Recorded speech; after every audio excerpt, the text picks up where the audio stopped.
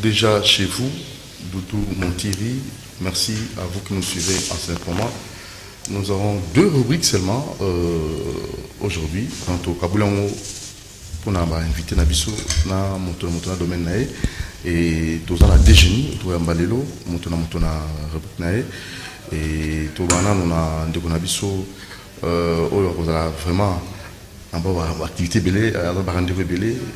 maître Sidi Kabia, bonjour. Bonjour Ndeko Doudou. Sentez-vous bien? Oui, ça va par la grâce de Dieu. Tout va bien. Très bien. Yo trouvé c'était la rubrique Nabiso question juridique. Oui. Bon, on va parler de Torolobela Talimboka, Torolobela Maïma Talimboka et pe mingi oyo etalemi makanisio tozali na yango ko proposer pour que pona été makambu ekende liboso o na mingi oyo etali mayo etali mibeko mayo etali bazuzi makambu nyonso ezali kokama mboka. Très bien. On va tout ça dans la rubrique question juridique et la rubrique c'était le sujet du jour. Tout le monde a vu nos coordonnateurs avant martyr, vous avez nommé responsable immeuble présidentiel là, voilà. Ouais. Monsieur Nadokito, bonjour, coup de chapeau, félicitations pour la nomination. Merci Ndeko Doudou Montiri, journaliste Oyo Atiki Sangonamboga Congo. Génie Congo. Ezali parmi les meilleures émissions Oyo Eye pour EPS la bana mboka l'isolo ya ba génie et si on parle que de génie qui doit parler ici so a génité eko tamiser yo eko yunguze yo et puis e boaki si opemben a isa place ya ba génie alors na minga lobate et sengutuninga sa na motema oyo leki na assemblée nationale lobby au Singape, bino bande qu'on a biso à Sénat pour biso to ponaka pour sensibiliser d'abord bato pona bokonzi ya Félix Tshisekedi. To marché ba monter biso to ça ko soutenir, sensibiliser.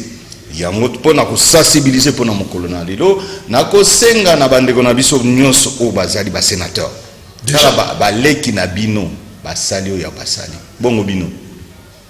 Peuple les autres la bino vague. Il y a conscience nationale et télémi. Au moins, je vais jouer dans Cameroun.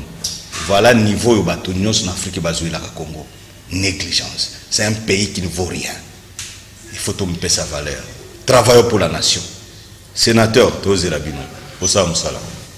Voilà, alors c'est parti du côté de la régie. La première rubrique, question juridique avec maître Cédric Kabea. C'est parti.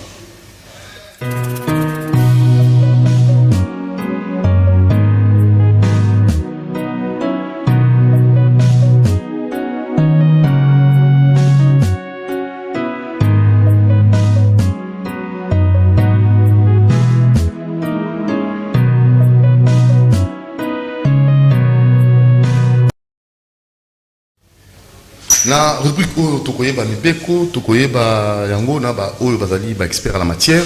yango très souvent to bengi ça consultant na biso na génie Congo maître Cédric Kabea mais na yambo tokota penza na mali kambo lelo o etali sujet na biso mais d'abord to une actualité hein actualité ndenge makambo le kilobi na nouveau bureau oyo ezali déjà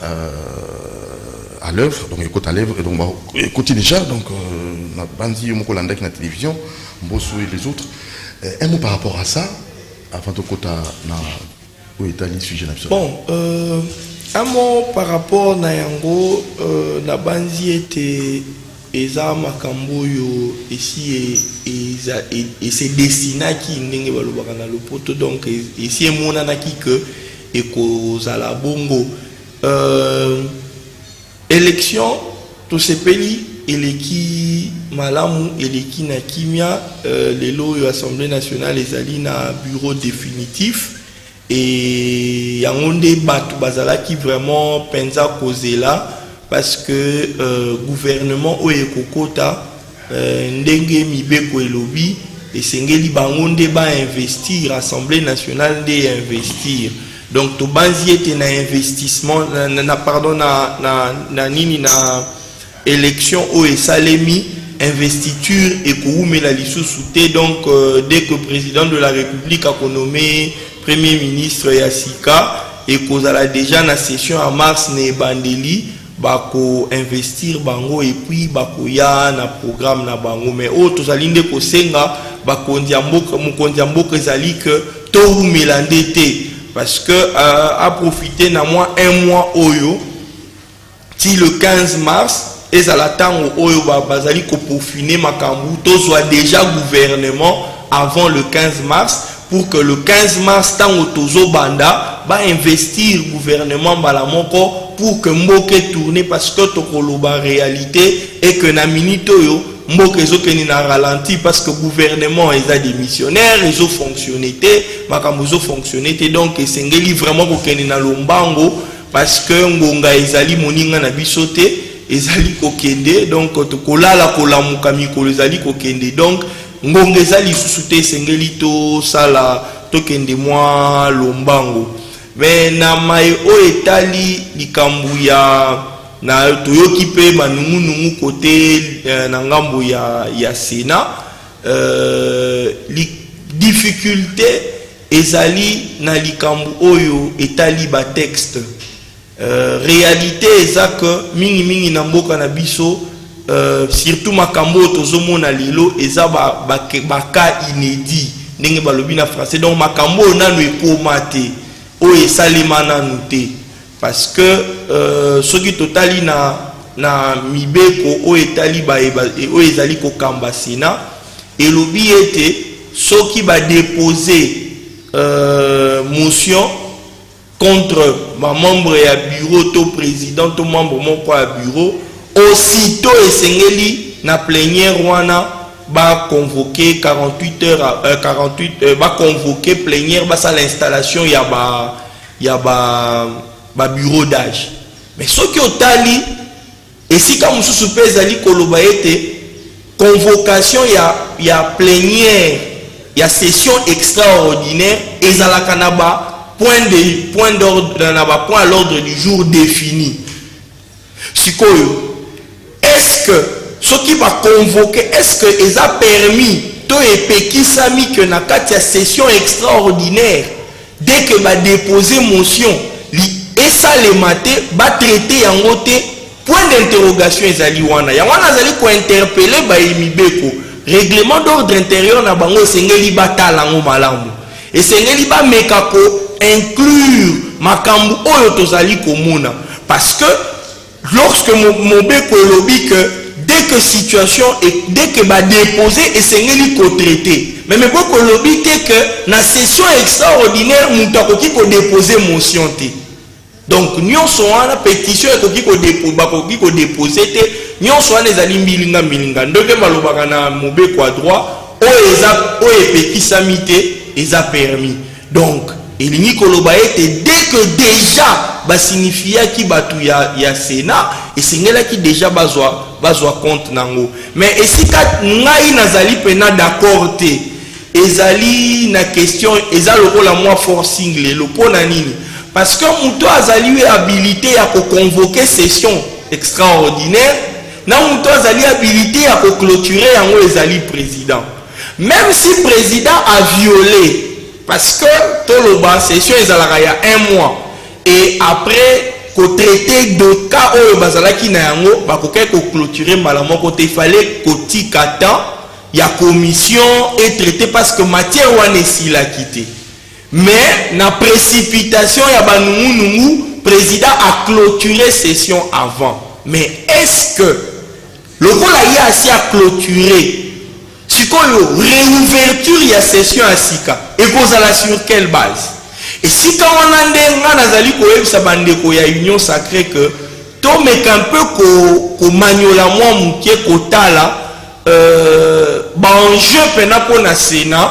eza penate bakoki kosala ngo le 15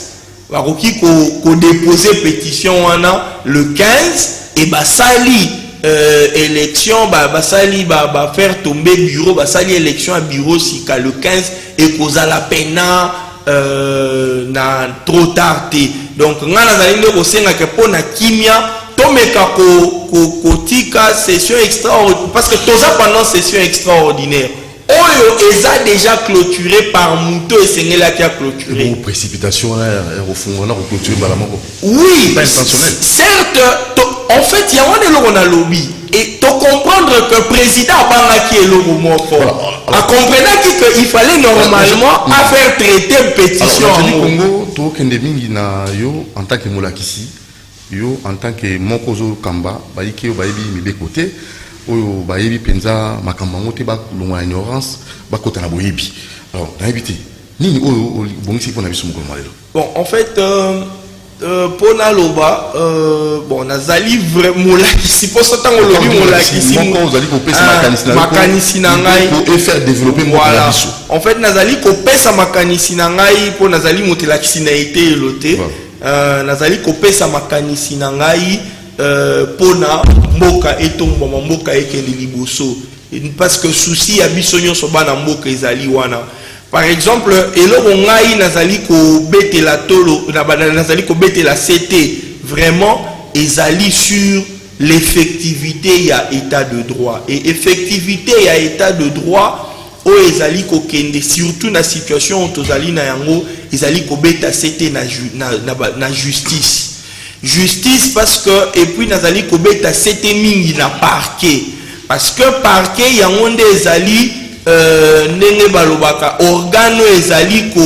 aider mbula matadi pour que afin respecter mibeko et pas inabato donc parquet to moni ba magistrat oyo bazali na pouvoir ya ko bengisa mutu ya ko kanga mutu et ngana zali ko senga mingi ete to tia vraiment accent sur musala ya ba magistrat ya parquet pour que bazala na possibilité yako chama boko likolo ya bae oyo bazali ko détourner mbongo ya mboka et ko sanctionner parce que sanction yango nezali eloko ezaloko a contrainte yango nezali eloko ezoko dissuader mutu parce que soko bayebisi mutu que soki osali eloko boye tala etumbu yango nde ekozala crainte ya mutu pour kasa leloko te mais longwana système oyo ya que to komi komona neti parquet komi babengi ndeko dudu ayemba la moko batio na makala mais après 3-4 jours ndeko dudu abimi raison oyo ndeko dudu akotelaki makala pour seulement 2 jours 1 jour ezali nini ozomona biloko wana ezali un peu mutu ayebi que soki babengi nga na ke makala na kofuta caution parce que batu babimaka parce que bafutaka ba caution donc batu bayebi que soki bakanginga na ke makala na kofuta caution na kobima mais tango kofuta caution na kobima suite ezali nini et wana ezali kosenga gouvernement oyo ya sika na ministre ya justice ya sika oyo ya kokota babeta sete mingi na situation wana ya que soki réellement parquet ebengi mutu eke ekanga mutu esengeli bazala plus na oyo babengaka ba indice sérieux ya culpabilité pour na kulukana ba indice sérieux ya culpabilité et ba c'est ko sala ngo pendant un bon moment to sengeli ko sema ndingi ni voilà motuna ya malamu otuni yango wana parce que ndenge balobaka magistrat musala na ezali ko luka infraction et puis ko kanga mutu ko mema liboso ya bazuzi ozomona. Cela veut dire que nengo lobby magistrat sengeli azwa tango na ye pour na réellement ko luka infraction ko sala banquette ko mener banquette ko sala banquette nyonso soki nde sikoyo sima na banquette nyonso wana amoni ke ndeko dudu après koyoka ye na moni ke mbongo par exemple oya lobby prévezate mutu kingandi oyo alobaki kapesaki mbongo mutu ana lobi apesaki ye mbongo te donc c'est sima na koyuluka nyonso wana amoni ete ndeko dudu soki nakangi ye mbala moko na kopesa epai ya bazuzi uke bazuzi bapesa ye etumbu yango wana nde esengeli kokoma na ka oyo yake bakangi yo batie yo na makala pour que okima te pour que bapesa yo epai ya bazuzi mais soki ekomi ndeko dudu na kangio na cheo na boloko après 5-6 jours na bimisi yo après 8 mois 10 mois bazuzi batikali jamais kozala na likambo wana na maboko na bango po te basambisa eloko wana moko ndenge mokonzi mboka lobi état de droit tozali na population ya se tozali na peuple ya se tango koyebisa bango ke te lelo yo pe bakomi kokanga koyebiso oui bakomi kokanga après 3 jours si bazali banda bato yango. Alors wana pesaka leçon mpona bayike bayeba ko mekola balanda nzela malamu tango justice ekosala mosala malamu. Soki justice eyi kosala mosala nango malamu soki justice ezali vraiment kosalela oyo mibeko ezali kosala pe ezali kopesa etumbu parce que na kati ya justice étape eza ebele mais étape oyo biso tozali kobeta sete ya makasi ezali étape ya finalisation. Cela veut dire que ya etumbu soki réellement etumbu ezali kopesama epai ya bae oyo basali makambo ya mabe et population moni vraiment que ndeko kingandi asalaki vraiment mabe bakateli etumbu akoti boloko apirige l'état botoli kutu parce que etumbu pe ezali kobotola nyonso oyo yo détournaki epai ya l'état. Donc bamakambo nyonso wana soki population azali komona que réellement bazali kokoma tina suka ya etumbu et que effectivité ya sanction ya etumbu ezali et ko soulager population pour mona que changement ezali mais changement ezaka te que parce que bazoki monsieur Doudou batindaki na makala 10 jours après abimi après toyebi lisusu sango ya affaire yango esika comité wana ezali ko décourager pe ezali ko pesa vraiment efficacité. Alors la proposition c'est laquelle on veut ça proposition numéro ça là réforme Tony Mpenza vraiment na mokuse ezali to ko kakobeta sete to senga surtout na gouvernement ezali ko koma ko pesa réforme na makambo oyo etali ba cours et tribunaux ba parquet et ezala vraiment regardant batalaka vraiment sur makamba emanso ezali kosalema na parquet balandela pona ko interpeller pona ko sala ba remarque na makambo nyonso ezali kosalema ya mabe oyo to décriaki lobby parce que makambo ebele to décriaki yango lobby na régime passé na makambo ezali kosalema lobby mais soki lelo tozali ko continuer ko mona makambo wana et ko décrier te ko sala effort pour que makambo wana et si là et vous allez neti to sali et l'autre côté donc kocha accent mingi na kotala mingi o ezali ko sala makuna ko sala ba remarque ko interpeller conseil supérieur à magistrature o ezali ko lande la discipline et pas ya ba magistrat ko lakisa bango ete tala likambo esalemi bien te tala likambo esalemi bien te esengeli bolandela ngo ekozala litomba. Je crois que prochainement soki nzamba pesi biso occasion to kolobela ndenge to lobela ki la fois passé moi ba réforme oyo to biso to monaki ke bakoki kokotisa pour que ba dynamiser un peu secteur wana sanction p. Et quelle proposition la réforme à Gosso? En fait,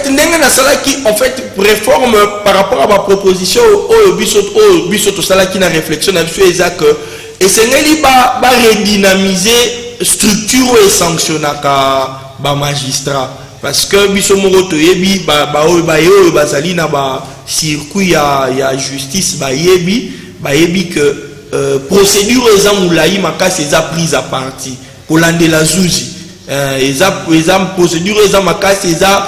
kolandela magistrat ba procédure eza moins milai soki vraiment bakoki ko redynamiser conseil supérieur de la magistrature ba organe par exemple il y a défense à droits de l'homme ba organe indépendant ou libéral bazali pe na possibilité ya ko landia kozala na kati il y a conseil supérieur de la magistrature ba pesa avis na bango ba pesa avis na bango balandela et kozala quelque chose de bien pour que et puis ministère à justice pe azala OEP azali ko porter voix ko dénoncer makambo ezali kosalema ba rapport au bazali koyela ye na ministère na ye. Que la politique que la justice ne soit pas politisée. Qu'elle ne soit pas politisée, qu'elle soit indépendant. Bon, vraiment personnellement, Naza pour juste vie. Et je pense que Bayo Bazini ko contacter ba koki ko eba nengi ko contacter. Tout va bien nous afficher, tout couper ça facilement contactant. Merci maître Sidi. Merci beaucoup Ndeko Doudou. À la prochaine. À la prochaine. Voilà, place à notre sujet du jour. C'est parti.